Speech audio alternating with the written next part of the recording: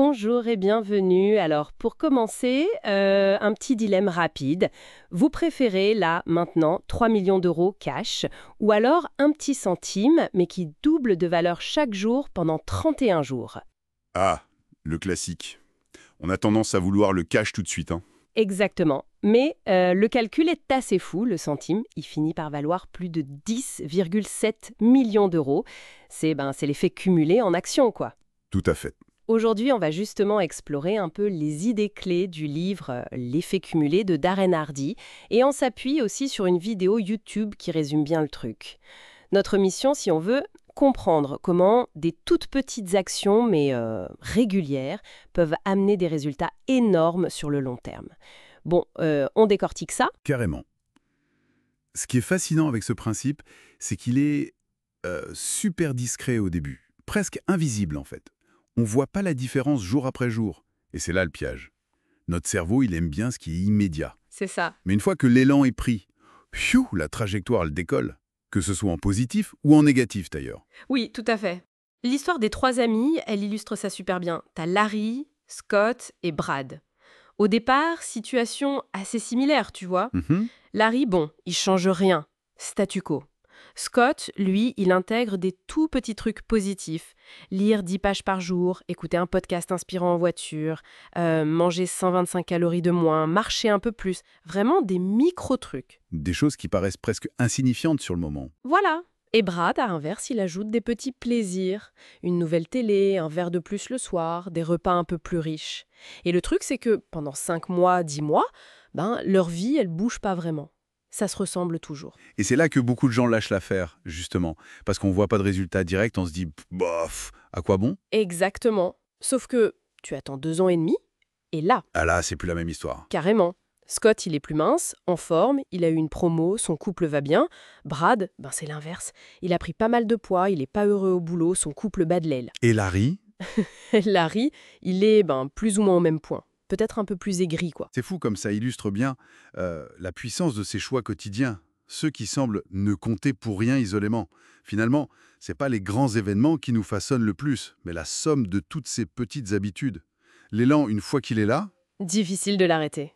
Et ça m'amène justement à l'importance de suivre ses actions, le fameux tracking. Parce que si on voit pas l'impact au jour le jour, comment on fait pour tenir? ah oui, le suivi, c'est clé. Darren Hardy raconte que quand il était endetté jusqu'au cou, il a dû noter chaque centime dépensé. Chaque centième. Waouh, ça demande une sacrée discipline. Oui, et il dit qu'il l'applique à plein d'autres domaines. Ce qu'il mange, le sport, le temps passé sur ses compétences, ses relations. Il y a même un petit truc psychologique. Parfois, juste l'idée de devoir noter un truc genre acheter cette babiole ou manger ce gâteau, ça te freine et tu te dis « Oh non, flemme de le noter ». Mais oui, c'est exactement ça. Le suivi, ça force la prise de conscience. Comment tu veux améliorer un truc si tu sais même pas où t'en es en fait? Le simple fait de mesurer, ça rend visible l'impact de ces petits riens. Ça te sort du pilotage automatique. C'est super puissant pour reprendre un peu le contrôle. Tout à fait. Et pour garder ce contrôle, cette direction positive, sur la durée, il faut de la constance. L'analogie de l'avion, elle est pas mal. Imaginez un avion qui va des États-Unis en Australie. Même s'il est un peu plus lent, s'il fait un vol direct, il arrive avant un jet super rapide qui fait plein d'escales. Parce que chaque escale, ça casse l'élan. Il faut redécoller, reprendre de la vitesse. Voilà. Et pour éviter ces escales dans nos efforts, il y a un autre concept important, la responsabilité à 100%. Ah oui, ça c'est un gros morceau. Fini le 50-50, fini de blâmer les autres, les circonstances. Non, t'es responsable à 100% de ce qui t'arrive. Harry donne l'exemple où il a perdu de l'argent à cause d'un partenaire, mais il assume sa part. Il dit « c'est ma faute, j'aurais dû mieux surveiller ».